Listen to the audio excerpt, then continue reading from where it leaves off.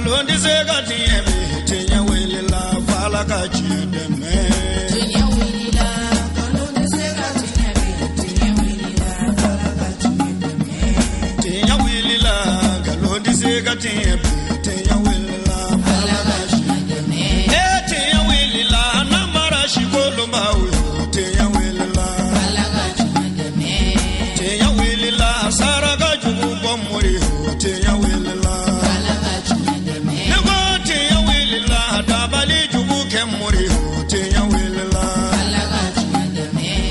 الحمد لله رب العالمين والصلاة والسلام على مبعوث رحمة للعالمين محمد وعلى آله ومن تبعهم بإحسان إلى يوم الدين وبعد. السلام عليكم ورحمة الله تعالى وبركاته. أمبي على تنوكا بركدا كسالي دنفو لا سون هرما كنوي على كري أنا سمغو أني مومد يوتو نيونيا فكتا جودون سي على كنن أو بلا جيريني أو جماكولو سانوما ينفي biwajulu kene kono ambe kula kaw feino ka keni anga president no ye Seydou Togola ale ka chokoroba ka soma yelemali ala ka hinala an islam furu bela jele anga mali ho conseil islamique nyemoba an kramo Seydi Sharif Ousmane Madan Haidara ale ya kanu katay isendo duguina ka do dunga chokoroba ye ani islam furu bela jele o min kuye laydu ye mini akunyata kabini bani wati ula ka keni darawiye abaraw bela jele tarake ka ben December kaluma samba fla anitani kononto amba wala dunia ka fo wajulu kene basigira kulakaw feino min nyemayara anga mali ho conseil islamique nyemo ba fe nuy ankramo Seydi Sharif Ousmane Madan Haidara dugu jelen ko ankramo Seydi Sharif Ousmane Madan Haidara atrakata inyeda anga chogoroba kaburuka ka do kai an islam furu bela jele o betemenin ko fe ankramo Seydi Sharif Ousmane Madan Haidara ale ko segintola ala tsonama dugu chaman boraka kumbelu ke kuka nisondia nuka wale nyumandon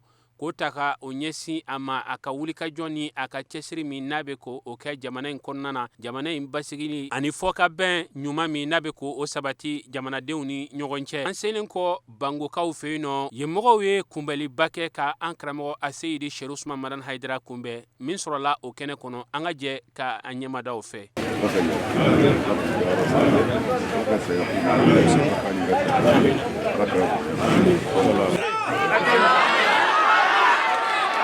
Salama jama'a salamu alaikum. Siri Hussein nane agwara kaso anala kaso. Ala ka nalike here. Kaka dubaw ke dukunye. Ananga jamana. Ala an fe mana chosoro ala no ke kasa ki chosoro. Ala ka jini jani kene yani wasani korota ala ka jana mo. Ala ka aneme. Ala ka tinye deme. Ala ka ana deme. Ala ka ana wasa. Tiba kanu ko. Assalamu alaikum. Salama jama'a. ala ka jɔnma ini sɛ ini ka jama a bɔra so a nana so a fɔra ko taama yɛrɛ la ko baara bɛna bonya i bolo k'i tɛna yan sɔrɔ an bɛ banana ni ala y'a kɛ i yɛrɛ nana ka na i sen jɔ i bɔra kula min na ani yan an bɛ dugu kelen o bɛ se ka kɛ mɛ n'anw yɛrɛ min ye maaw bɛ i nege b'o la o tɛna yan sɔrɔ dɛ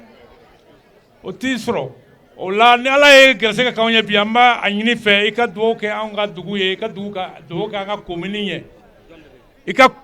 dugawu kɛ an bɛ se ka fɛn sɔrɔ cogo min na ani an bɛ se ka lafiya sɔrɔ i n'a fɔ i b'a kɛ jamana ye cogo min na jamana bɛɛ b'i dɔn jamana bɛɛ b'a dɔn k'a fɔ e ye fɛn min ye o de kosɔn i m'a ye miniti 2 dɔrɔn an y'a fɔ k'i bɛ na mɔgɔw bɛ ɲini k'an fɛngɛ n k'u t'u nɔ la n'o tɛ a bɛ kɛ baara ye o tuma i n'i ka jamakulu minnu bɔra Bamakɔ minnu bɔra yɔrɔ wɛrɛ minnu yɛrɛ bɔra an nafɛtigiw la an bɛ u bɛɛ lajɛlen fo u bɔr'u ka so u nan'u ka so ani ɲɛfɛmɔgɔ minnu bɛ lakanani kɛ lakanamɔgɔw an b'aw fana fo an ka diinɛ ɲɛmɔgɔ n'o ye Sidi Fanɛ ye ka fara Seydou Togola kan Seydou Togola sababu ni labɛn de nana ni nin ye hali bi ala ka hɛrɛ k'i ye ala ka hɛrɛ k'i ye ala ka jamana ɲa vraiment kuma min bɛ dugutigi fɛ fɔlɔ k'o f'u ɲɛ o nin ye i bɛ dugawu de kɛ anw ka dugu bɛ se ka taa. ala ka su wɛrɛ di an ma maire Bango maire Togola ne bɔ ka foli kɛ Sharif Ousmane Madan Haidara a n'a ka délégation la fɛn o fɛn y'u sen b'o kɔnɔkɔrɔ ka bɔ Bamakɔ ka na anw fɛ yan k'an b'u fo an bɛ foli kɛ Bamakɔ dugu 33 ka fara délégation in kan an ka conseil communal tɔgɔ la an ka dugutigi 33 tɔgɔ la an bɛ bɔ k'u fo ko dunanw ko u bisimila u bɔr'u ka so k'u nan'u ka so o tɛmɛnen kɔfɛ an kɔni bɛ laɲini min kɛ serifukɛ fɛ o ye a ka dugawu kɛ an ka commune n'a denw ye an kɔni b'o fɔ k'a kɛrɛnkɛrɛnya hali bi gɛlɛya min bɛ jamana kɔnɔ hali bi a ka dugawu k'a ye an n'an ka commune denw k'a bisimila a bɔra ka so a nana ka so ala ka bɛn sigi hɛrɛ la ala ka wuli hɛrɛ la. foli kɛ alimami nɔ na alimami y'a dɔn an na k'an ka foli kɛ Bangɔ misiri 4 walima misiri 6 bɛɛ lajɛlen alimami tɔgɔ la ni ala sɔnna ma ko Bangɔ sigilen tun n'o ka don kelen min makɔnɔ diɲɛnatigɛ kɔnɔna na ko nin de don n'o ye Seyid Sɛrifu Usmani Madani Hayidara ala kɛra mɔden o la alimami ko ka foli kɛ a la a bɔra ka so a nana ka so Bangɔ ya bi k'an bɛɛ lajɛlen de kumalen kun don walahi k'a fɔ de ko Seyid Sɛrifu Usmani Madani Hayidara k'ale de y'a ka diɲɛyɛrɛbɔ kɛ k'o ma se Bangɔ ya tiɲɛ yɛrɛ la a tun bɛ gɛlɛya o la ni ala sɔnna ma serifukɛ ko ka foli k'i la e min ye belebele 4 o 4 n'a ye diɲɛ ye fa 4 ye alakira ka sahaba ye 4 ye alimami ye 4 ye min ye alimami baw ye seko ba min tɛmɛna o ye 4 ye Sheikh Abdul Kadir Sheikh Ahmad Tijani Sheikh Hamahula Seyidu Sɛrifu Usmani Madani Hayidara e de y'a laban ye o la anw nisɔndiyalen walahi ni ko nisɔndiyabaatɔ ka tasuma sɛ ko n'a daji ma faga k'a nɔnyi b'a fa o la ne yɛrɛ kɔni u ko waati in ne surunyala n'o tɛ kuma min b'an kɔnɔ nin yɔrɔ in na a tɛ se ka fɔ o la n bɛ foli bila yan serifukɛ i ɲuman sera yan cogo min na ala k'i ɲuman se i ka dugu la o cogo la ka taa i ka denbaya ɲuman sɔrɔ ala k'i yeli kɛ anw ma hɛrɛ ye Bangɔ kɔnɔ yan ala k'i yeli kɛ anw ma wasa ye ala k'i yeli kɛ anw ma kɔrɔta ye ala ka barika don i la hali bi diɲɛ ani lahara kira lahɔrɔmɛ sɔli ala rasul. nin bɛɛ tɛmɛnen kɔfɛ an ka Mali Haut Conseil islamique ɲɛmɔgɔba a Seyidi Sɛrifu Usmani Madani Hayidara ale bɛ sɔrɔ ka kuma ta Bangɔ min sɔrɔla ye an ka jɛ ka an ɲɛmadaw fɛ. Alhamdulillahi rabbil alamin wassalatu wassalamu ala ashrafil mursalin sayyidina Muhammad wa ala alihi wa sahbihi wa sallam wa ba'd. Assalamu alaikum ya jama'atal muslimina wal muslimat. Alhamdulillah an bɛ ala fo ka ala barkada ka sɔli kiraba in kan ni Muhammadu do sallallahu ta'ala alaihi wasallam ka sɔli a so dungo salimanw kan ka sɔli a ka sahaba ɲumanw kan. Bi an bɛ le 25 de la 12e mois 2019 an bɛ banko wulada in na. An ka foli bɛ dugutigi ye foli bɛ maire ye an balima fɛn o fɛn n'u y'u ka baara bila ka na kɛnɛ in kan an ka foli b'u bɛɛ ye. Jamiyat Ansar Dinil Islamiya min kɛra sababu ye n'an sera yan bi wulada in na an ka foli b'u ye ani an ka dugawu don. An balima minnu fana ye bonya ɲɛsin an ma bonya ninnu yɛrɛ mais ala ɲɛ b'a la o de b'a bɔ bɛɛ sara bɛ ala de bolo ala ka bɛɛ sara hɛrɛ la. N'an bɔra ye an karamɔgɔ an b'a fɔ a kumana Hayidara ma se Bangɔ yan ni nin tɛ a ko a sera yan o diyar'u ye kojugu o kun tɛ fɛ a ka se a ma ka sɔrɔ a ma se yan. Alhamdulilahi an b'a fɔ a ka kuma ɲumanw na. Hayidara ti foyi ye garibu jalanin kɔ an y'an si bɛɛ kɛ garibuya de la hali bi an b'o de la mais n'i Hayidara kanu i b'a kanu min b'a da de kama min b'a da n'i y'a faamu i ka diɲɛ hɛrɛ don lahara hɛrɛ don parce que kiraw cira kira o kira cira ala fɛ ala y'a bɛɛ ci de ko nanga mɔgɔw yɔrɔ la u ka balo hɛrɛ la ka sa hɛrɛ la ka na hɛrɛ sɔrɔ u ɲɛ lahara kiraw cira nin de kama anw ti kira ye an ti nabi ɲuman ye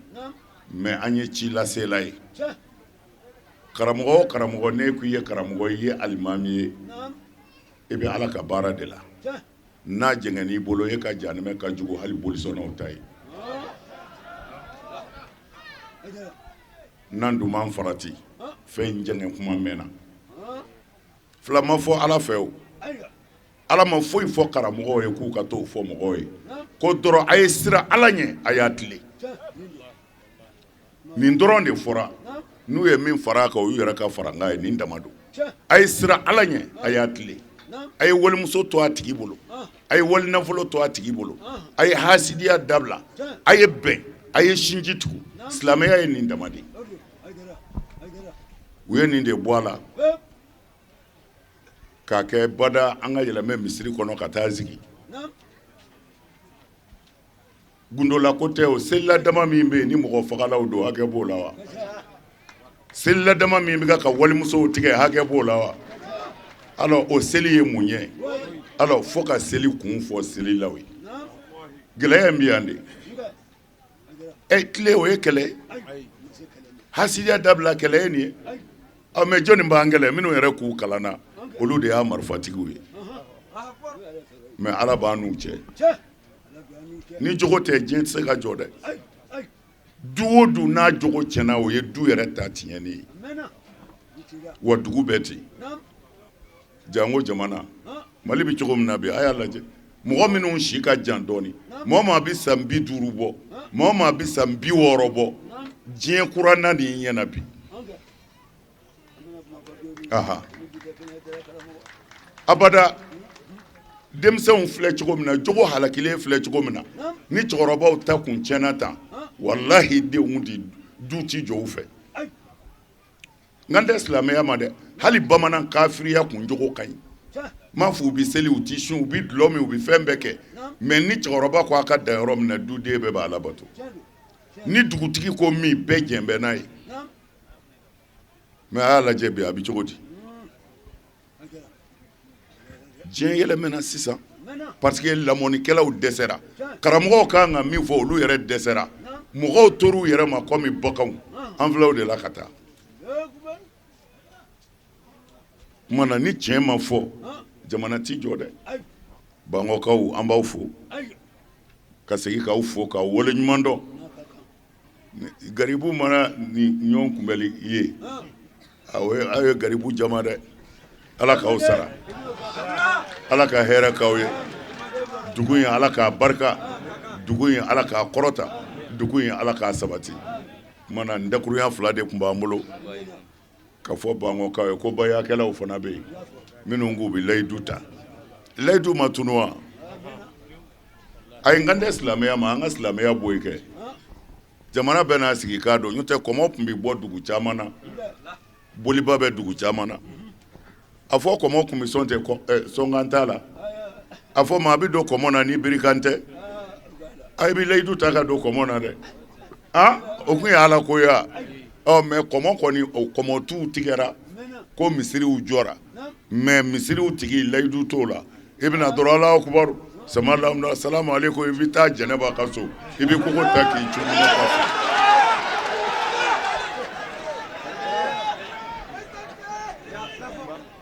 n'an y'a lajɛ amin amin ya rab alakira sallallahu alaihi wasallam a ye maa o maa tuubi ka don silamɛya la a ye nin layidu 6 d'i ma k'a fɔ ko karamɔgɔkɛ kana t'i karamɔgɔ ɲininka dɛ kitabu o kitabu bɛ yen diɲɛ kɔnɔ n'a bɛ fɔ a ma sihahu a b'a bɛɛ kɔnɔ a bɛɛ a ye kitabuw to yen ɲɔgɔn ti sɔsɔ min na o ye ala ka kuranɛ ye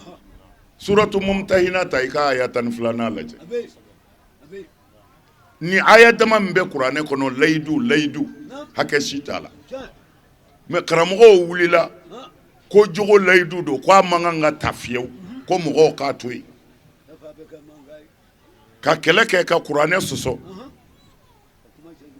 alakira ko sallallahu ko layidu 6 n'i y'a ta i ti jɛni abada n'i y'a dafa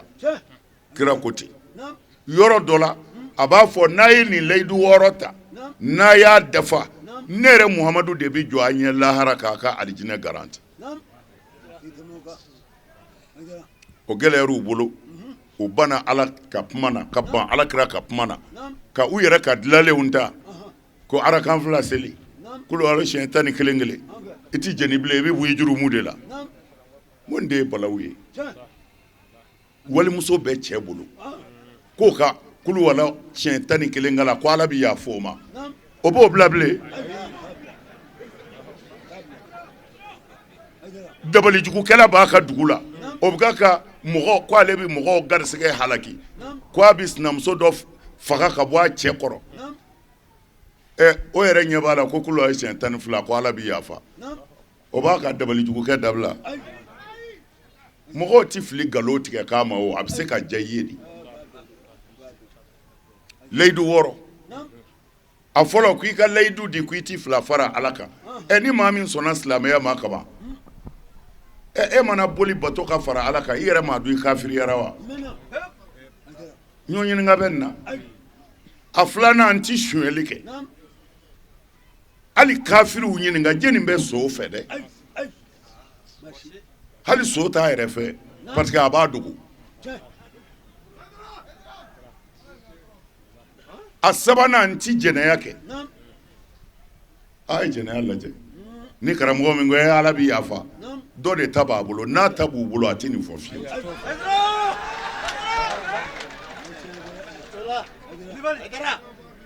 a naaninan n ti n den faga n ti n den faga o faamu ka gɛlɛn anw fɛ yan dɔɔni mais a bi yan arabu jamana na Magan kabila dɔw tun bɛ yen olu ka baara ye ni u muso jiginna ni den kɛra muso ye u b'a fɔ ko muso man ka mara a b'i ka to dun a tɛ se ka kɛlɛ kɛ ka jɔn minɛ wa n'Ala ma far'i kan n'a ye jɛnɛya kɛ ka kɔnɔ sɔrɔ a b'i ka du tɔgɔ tiɲɛ ni den sera san 7 hakɛ ma den npogotiginin fa b'a suɲɛ de a ba kɔfɛ ka taa n'a ye kungo kɔnɔ ka dingɛ sen ka den ɲɛnama bila a kɔnɔ ka dingɛ geren a da la arabuw tun bɛ nin de kɛ o tuma na Ala ko ni min bɛ don silamɛya kɔni na i b'i kalen de ko i t'i den faga den faga ye nin de ye mais anw fɛ yan tiɲɛ don anw ti dingɛ sen k'a bila a kɔnɔ nka anw bɛ kɔnɔ tiɲɛ dɛ aha o ni den faga man jan dɛ o ye den faga dɔ ye dɛ o tuma na layidu in 5nan de ye ko n ti n den faga a 6nan dun ko ne silamɛ labɛnnen don ni Alakira Muhamadu ko n ka baara ɲuman o baara ɲuman kɛ n b'a kɛ a ye nin 6 lajɛ hɔrɔn bi ba jumɛn na bamanan bi boli sɔn mais bamanan dɔw sara walahi u ma jɛnɛya kɛ fiyewu ko faden to don k'u t'a dun mais anw bɛ bɔ misiri kɔnɔ fɔlɔ ka fatiya mun ka sɔrɔ ka taa su taabolo ɲɛɲini an bɔlen kɔ misiri kɔnɔ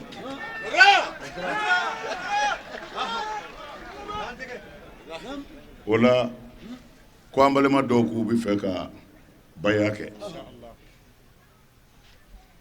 ne hakili la Bangɔ dugutigi yɛrɛ mana baya kɛ duguden tɛna to kɔ bilen dɛ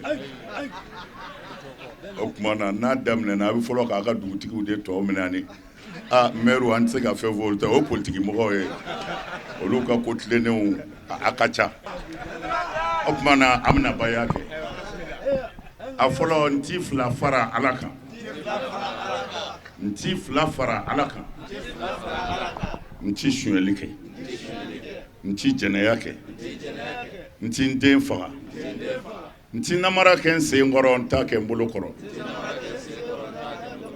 ni kira Muhamadu ye n bila baara ɲuman min na n b'a kɛ Ala k'an n'aw dɛmɛ Ala k'an s'a kɔrɔ kira hɔrɔma kosɔn sɔli ala rasul an bɔlen kɔ Bangɔ an y'an kunda Ngolobugu kan ninnu bɛɛ lajɛlen ye dugubaw ye mun ni a bɛ Joyila mara fɛ Ngolobugukaw bɔra k'u ka nisɔndiya n'u ka waleɲumandɔn kunbɛli ta ka an ka Mali Haut Conseil islamique ɲɛmɔgɔba kunbɛn min sɔrɔla yen an ka jɛ k'a ɲɛmadaw fɛ kana yu'minu billahi wal yawmil akhir falyukrimu dayfahu wa sallimu tasliman kaseera amma ba'd as-sayyid al-sharif Usman Madani Haidara السيد إمام بلد ورئيس إمامة بلدية Ngolobugu سيادة الأئمة سيداتي وساداتي الحاضرون والحاضرات السلام عليكم ورحمة الله تعالى وبركاته يسرني باسمي واسم الإمام وجميع المسلمين في بلدية Ngolobugu أرحب الشيخ شريف عثمان مدان حيدر وأقول بقولي بلسان حالكم مرحبا وأهلا وسهلا بمرشد الأرض أرضه والدار داره والأهل أهله والمال ماله أنجلو كتغنيك الله تعالى فيه أمي الله تعالى فو ألم يافو علينا ما سانغرتا أولا مامون لبرنا أولا أن الله تعالى دوني نفهمتي مامون ما الحمد لله تنوب مسامي دوني باوك نبي نما تشتا باوي أن سوري أن كيسي وفلا دفالي وبتان فينا كل جباك نوي محمد بن عبد الله أنا سمعه أنا كساباو ni mami kara kibel limanen Allah Taala anaka donamai iki gadno boyan otemale ko fe ango nigiba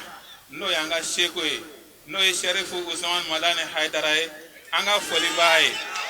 anana sejo anga dugoinga ngolobugo yabi ame Allah Taala fo ka barakada sabla nini foli de kan nini tanu de kan dien bebe ga ni bi ni jekele sebe sika jo fe chuya muna Allahu Taala ya Allah tige ka di amma wulaina amma fo amma barakada ka fo ka bismillah ka tare yano an so jale do nebna kumani duguti ka kumai be kumani almami ka kumai be kumani ngologo population bela jele ka kumai ka fo kamba se jole anga do koloka yando kolo ya tai ya nyebe population jama bela jele ya tai anna kolo be ya tai ame Allahu Taala deli alaka seba ma do goloka ame Allahu Taala deli alaka baraka do alaka chesrila aka dine la sella alaka shikundala ja alako di ama alaka on nafani sherfo kaka nale onga ndo golo bayinga Allah ye dugo bela jele jabi masai ama nyini alaka sherfo ka nyuma sai kata so ni here anin soja ani boya wasale wassalamu alaikum wa rahmatullahi ta'ala wa barakatuh la atesiya kuma na afira kan nan ka amma kuma chaman dan fe na ma nyina fe samure akana bwana an kuna kaddi kusale parce que mo ba ka nyine ko atra ka tu fe ni ala ke aya nyine kana an yere fe vraiment ko foli ko femrete ale fe ka fo chiru ka shi taya ala ka si taya ala ka senyo taya kana an fe ka duwa ko komini here fa su bela bagangola nanfulukula sumangola anga komine nye segemato komine kaka duwa kanye pour que amese ka gonola chukumi vraiment de be en fait kanye fo seru ganyana ni korofo nunu betemeni anga Mali Haut Conseil Islamique nyemo ba Seyidi Sharif Usman Madan Haidara alebe soroka kumata ngulo bugu kaw feino la selimi nkere anga jeka anyama daw fe. Assalamu alaikum wa rahmatullahi ta'ala wa barakatuh. Ambi alafu ka ala barkada ala minye anambalema ngolo bugu kaw fara nyogon ka bi wula dayna ankara mugo boraka discours kala ay discours min kala ayan wasa ayan bo ba nyini ngolo bugu ala ka hera kai ala ka ke dugu korotale ala ka bendo akono ala ka hera uchaya dugutigi ko sawara ngana ami do okay ala ka sawara irana nambina ya domina o ka soro senge bana peu o ka soro ala ka siraw minena o ka soro dusukun kandana ala ko kanya ala kira bonya kama duguin ala ka barka ala ka here chaya kono ala kira bonya kama sonde ala rasul falhamdulillahi rabbil alamin ankaramogo bolen ko eno asorlaki kunda joyla kaw feino amateme dugula ka dogo dugu de kumbe mimbe sira kuina dugu maw bela jelen bora ka ankaramogo kumbe ku ka nisondiya jira ani ka do nyinu ke nin cuga de la ka keni sirana cugoya bela jelen ankaramogo na ka delegation uyu sensen fukata se joyla kaw feino ka be tle binema joyla kaw fana ye kumbel bake ka ankaramogo sensen fukata se aka jabalala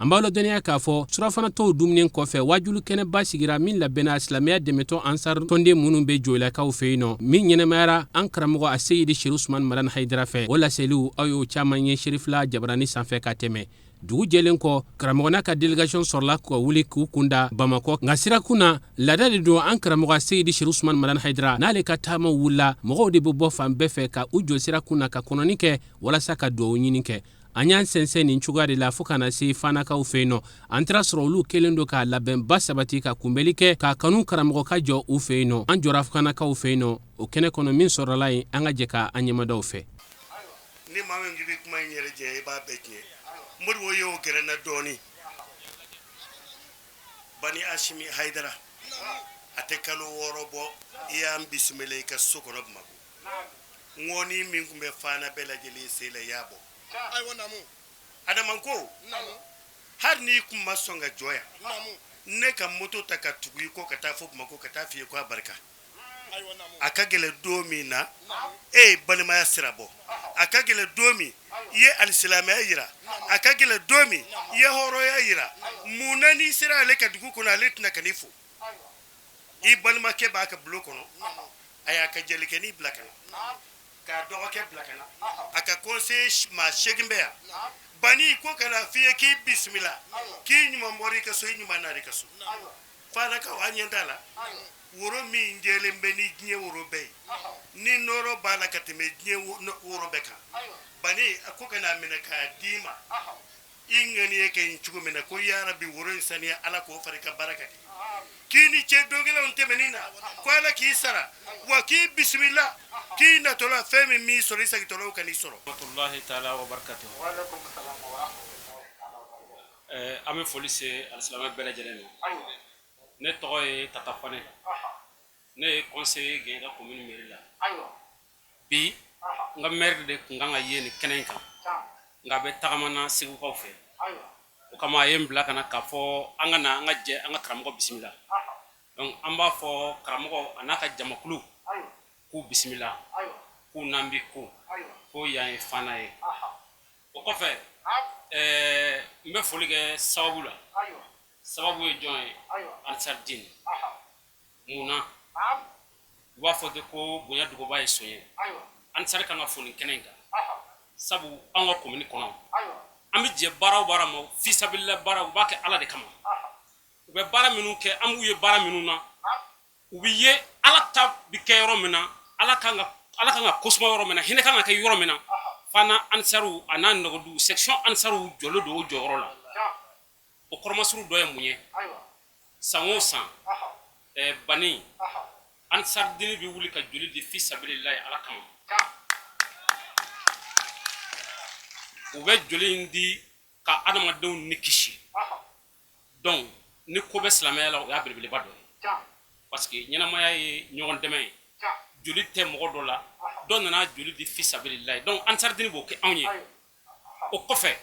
an ka jɛrɛ kɛnɛw kan an ka dɔgɔtɔrɔso san o san u bɛ jɔ a la ka baaraba de kɛ Aidara an kan ka f'i ye parce que n'an m'a fɔ n'olu y'a fɔ fɛn ɲuman tɛ parce que ne e ye ko kɛ ne i yɛrɛ y'a lakale a bɛ komi n'a fɔ a ma ɲɛ dɛ donc anw de y'a sere donc o kama Ansar Dine an b'i fo k'i waleɲuman dɔn a ye karamɔgɔ ɲɛna bi o kɔfɛ ka sɔrɔ k'a f'u ye k'u bisimila an ka dugutigi bɛ kɛnɛ kan yan procureur bɛ kɛnɛ kan sebe bɛ kɛnɛ kan garde nationaliw bɛ yan policiers bɛ yan commissaire n'a ka jamakulu bɛ yan nin bɛɛ nana fisabilila pour que an kana karamɔgɔ kunbɛn donc an ka kan an k'olu ɲɛfɔ o kɔfɛ karamɔgɔ an bɛ dugawu ɲini i fɛ sabu ka d'a kan Mali an b'a dɔn k'a fɔ jamana ye jamana gɛlɛmanba don nka fɛn min b'a bɔ bolo la o dugawu de ye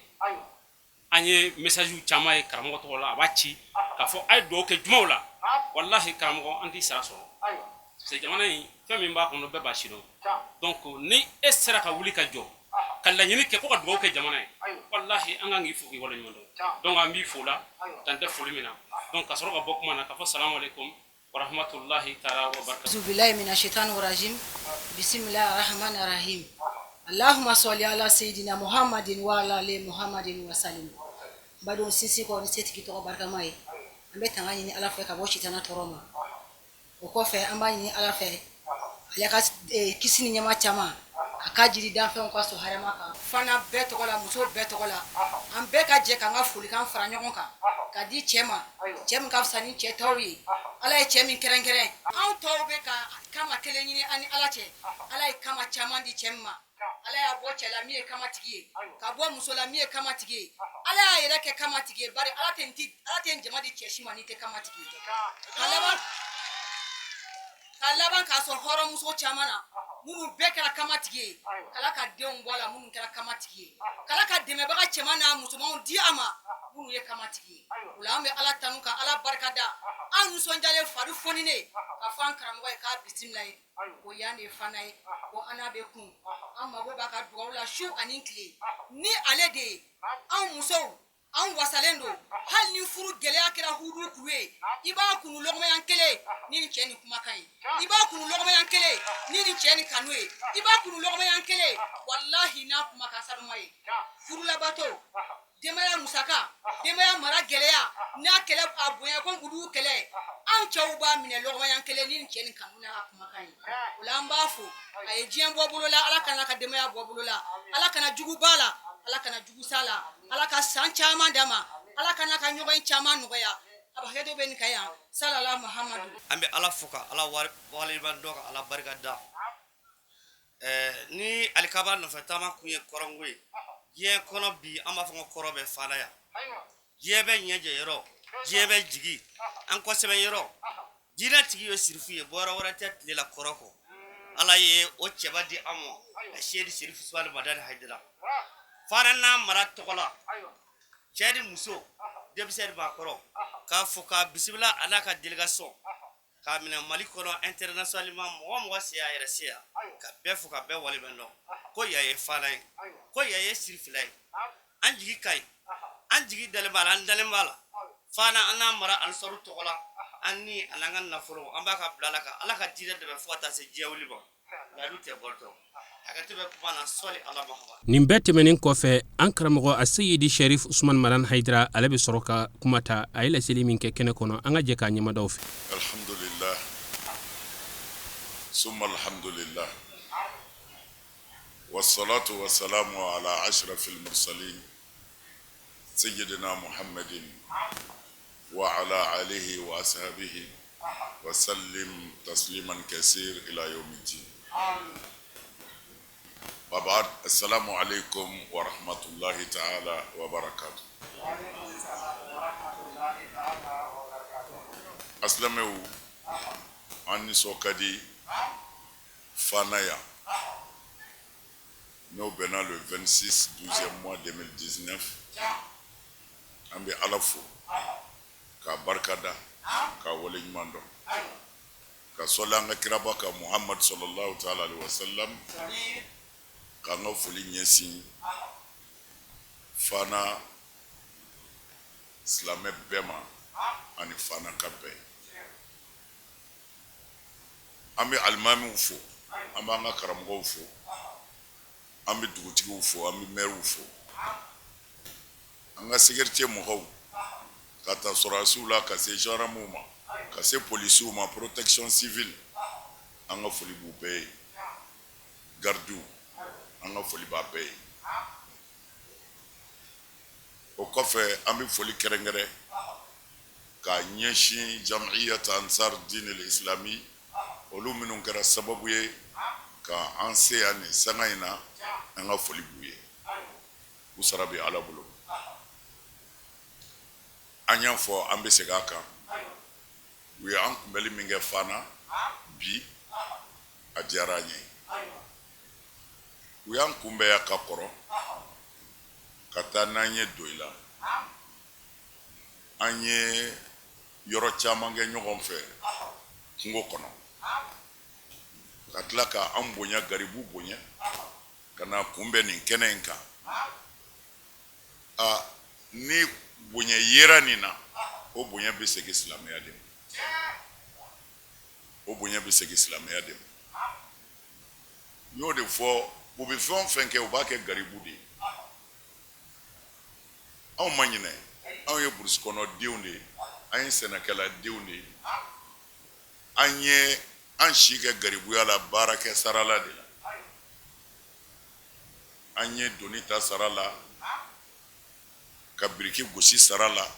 ka sɛnɛ kɛ sara la o la silamɛya in ala y'an ka baara bɛn o de laseli ma ka sɔrɔ a man ca yɛrɛ mɛ an bɛ to ka wuli n'a diyara ala ye ka taa ɲɛ da an badenw ka yɔrɔw la minnu ti an sɔrɔ nka ala ko de fakir in nafa'ati zikr sayazakkir man yakhsha wa yatajannabuha al-ashqa ala ko a ye mɔgɔw hakili jigin ko ka mɔgɔ hakili jigin a bɛ fɛn dɔn dɛ mɛ n'i y'a hakili jigin ko nafaba b'a la ko mɔgɔ minnu kunna ka di u bɛna miiri ka segin u kɔ o de la plakiw bɛ yen n'i bɛ siraba kan ka boli plaki dɔ b'a f'i ye k'i bɛna se dingɛ ma dɔ b'a f'i ye pɔn b'i ɲɛfɛ dɔ b'a f'i ye misiw ka yɔrɔ ye yan i na cogo dɔn i mana se fɛn o fɛn ma i hakili bɛ jigin a na mɛ i tɛmɛna n'a ka kɔrɔ o mɛ a bɛ k'i hakili jigin toujours i k'i hakili sigi ko wajuli y'o ɲɔgɔnna de ye silamɛ dusukun na silamɛya man ca anw de y'a caya an yɛrɛ ka propre intérêt kama o tɛ silamɛya ye kelen dɔrɔn de ye ala ma fila fɔ mɔgɔ si ye wa alakira y'o kelen dama de fɔ mana fɔ an ka hakili to de la parce que min ka gɛlɛ fɛn bɛɛ ye an bɛ to ka kuma dɔ fɔ an bɛ fɛ nin kuma in de kana bɔ mɔgɔw kɔnɔ fiyewu ko mɔgɔ y'i yɛrɛ de a kana ɲinɛ nin kɔ dɛ mɔgɔ y'i yɛrɛ de i denw bɛ yen i muso bɛ yen i balimaw bɛ yen i teri faamaw bɛ yen i ni président yɛrɛ ka di mɛ mɔgɔ y'i yɛrɛ de si ça va pas i kelen de b'a ta n'i ye mɔgɔw ye yiri kɔrɔ dɔrɔn u bɛ fɛn fila de nɔfɛ n'a suma tɛ a den mɔnen n'o banna dɔrɔn u bɛ tɛmɛ adamaden de bɛ ten mɔgɔ caman bɛ tɛgɛrɛ f'u ye a ɲɛ bɛ fɛn dɔ de la n'o bɔra yen dɔrɔn hali a t'i tɛmɛ dɔw fo i ye den minnu wolo ni n'a sera yɔrɔ dɔ la a ka teliya dɛ ɲɔ tɛ hali i b'o ɲini a ni bana taara ɲɛfɛ n'i ma kɛnɛya joona a daminɛ ni u bɛɛ bɛn'u kori la mɛ n'a sera yɔrɔ dɔ la i bɛ mɔgɔ bila k'a dɔw ɲini i b'a dɔn yɔrɔ la ko mɔgɔ y'i yɛrɛ ye o dama tɛ dɛ ni bana degunna ka tɛmɛ o kan i b'a dɔn mɔgɔ y'i yɛrɛ ye kabini i ma sa fɔlɔ i ye boli ka jun min kɛ ka nkalon kɛ ka nara kɛ walima k'a ɲini tiɲɛ kan ka du min jɔ ka muso furu ka n'a bila a kɔnɔ ka denw wolo k'u balo k'u jama ni bana sera yɔrɔ dɔ la i yɛrɛ ka o jamanenw dɛ i yɛrɛ ɲɛna hali fiɲɛ tɛ se ka gosi na n'i sera yɔrɔ dɔ la dɔrɔn olu bɛɛ b'u miiri u ta kɛcogo la muso bɛ jate minɛ i y'i ka vie bɛɛ kɛ muso min ye kɔni cɛ degunna dɛ docteur ka fɔ la est ce que a bɛ bɔ nin na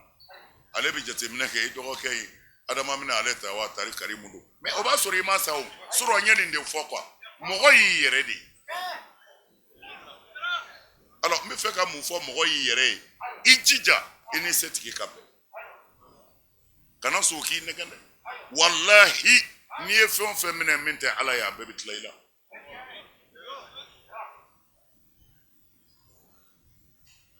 Sedina Ali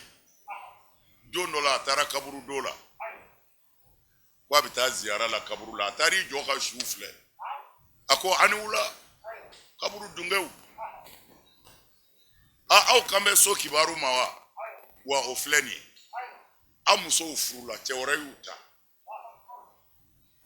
aw ka nafolo tilala u tilala mɔgɔw ni ɲɔgɔn cɛ aw ka sow maa wɛrɛ dara o sow kɔnɔ maa wɛrɛ b'a ka liw ka bi o n'a musow min b'an fɛ so ya aw ta la o ye nin aw yɛrɛw bɛ cogo di ye ko walahi ni su kun ye Ali jaabi k'u bɛ fɛn o fɛn fɔ k'u tun b'a fɔ tiɲɛ ye min ye ko ka siran Ala ɲɛ ko o de ye tiɲɛ.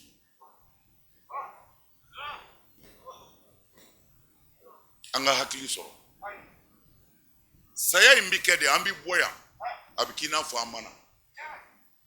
aw bɛ setigi joli dɔn yan min ka do kun ka kusa ma n'olu bɛ kaburu kɔnɔ ordonnance ma sɔrɔ de domakɛ ka fura ma di de morikɛ ma ka nasi di de mais olu bɛɛ sara aw ka alimami joli su donna ka kuranɛ t'u bolo ni waati sera dɔrɔn c'est fini i bɛ segin Ala min ma a y'a jija n'o ka bɛn a k'a tɔ to a tigi min de fɔ don o don mɔgɔ y'i yɛrɛ de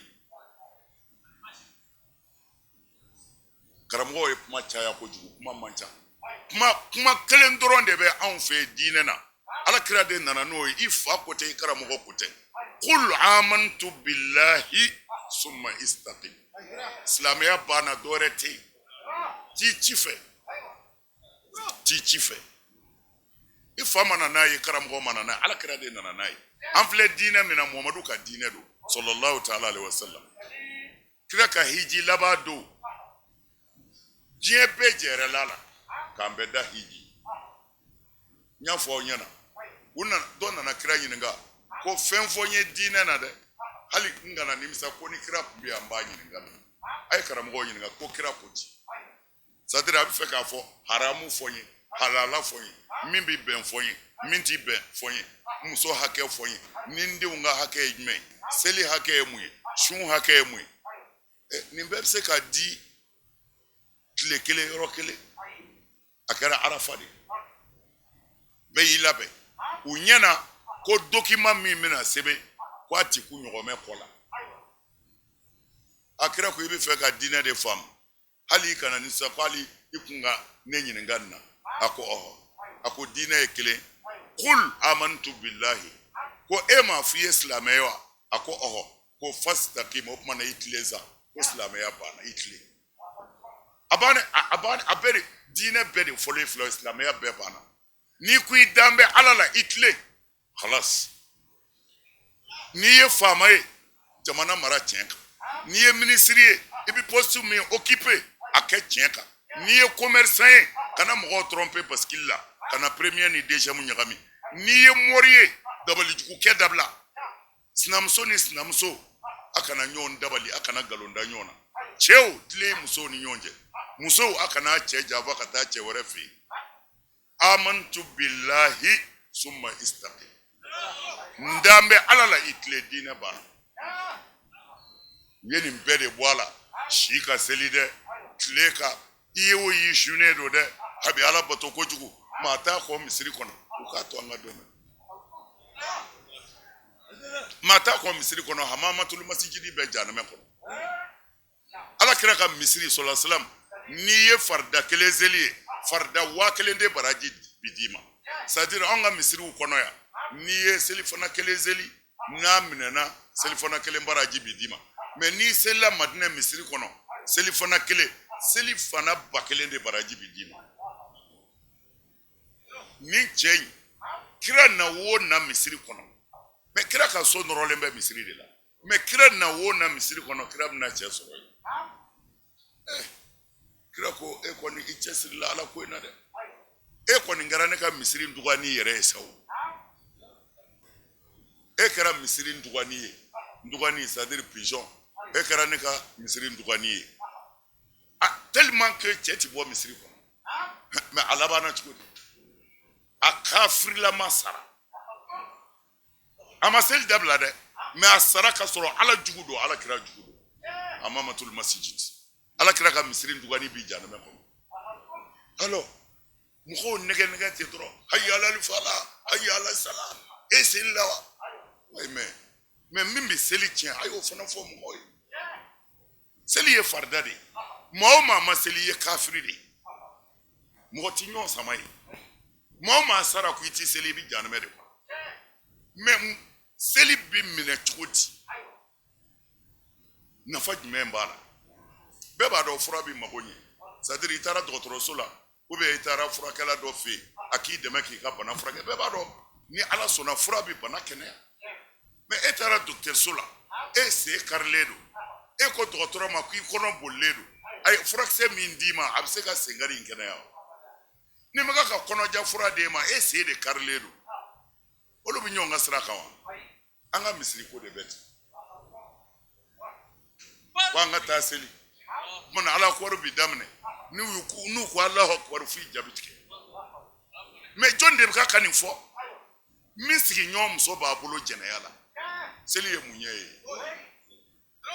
muso fila bɛ cɛ min kun a ma kɛ ladiri ye u ni ɲɔgɔn cɛ o de birin bɛ Alahu akbar la a ye mun ye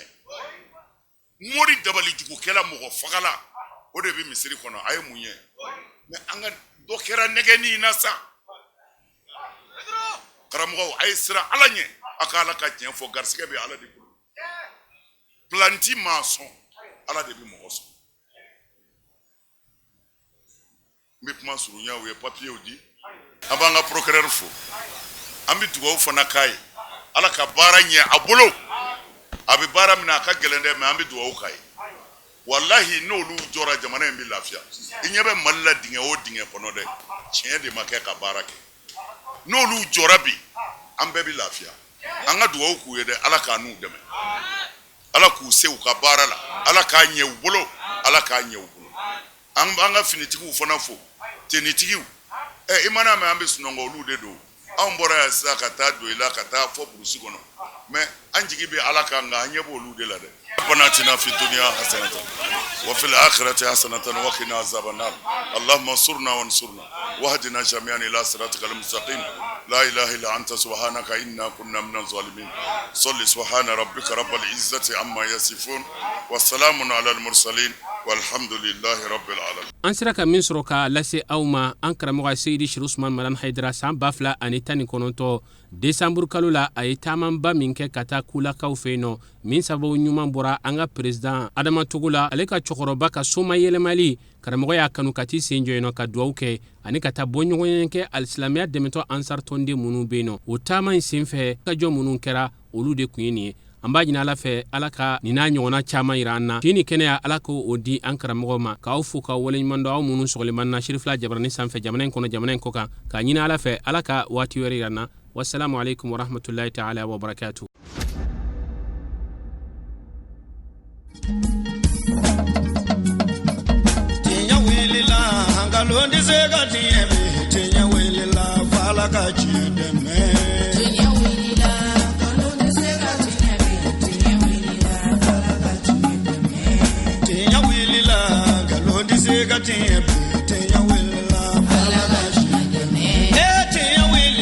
Namara shikolo mawe,